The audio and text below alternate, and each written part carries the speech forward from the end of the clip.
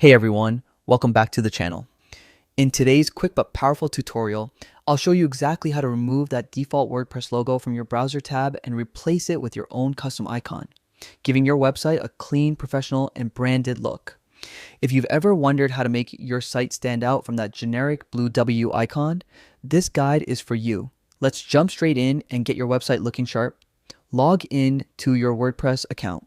First, head over to your WordPress website and click Login at the top right corner. To make things faster, choose Continue with Google. That way, you can log in instantly using your connected Google account. Make sure you're using the same Google account that's linked to your WordPress website so you can access your dashboard right away. Go to the Settings area. Once you're inside your WordPress dashboard, look to the left-hand side menu and find Settings. This is where all your core site options live. Things like your site title, tagline, and most importantly for today's tutorial, your site icon settings. Click on Settings and then open the General tab if it isn't already selected. Open the site icon settings now, scroll down a little until you see the section labeled Site Icon.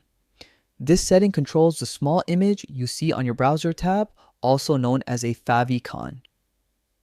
To remove the WordPress icon, click Select Site Icon.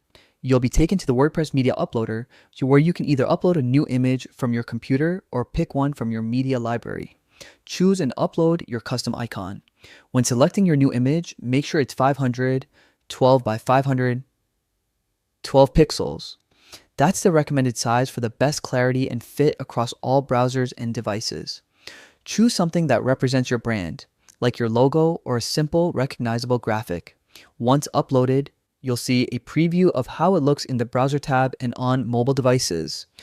Save and apply changes. After you're happy with the image, click Set a Site Icon, then scroll down and hit Save Changes.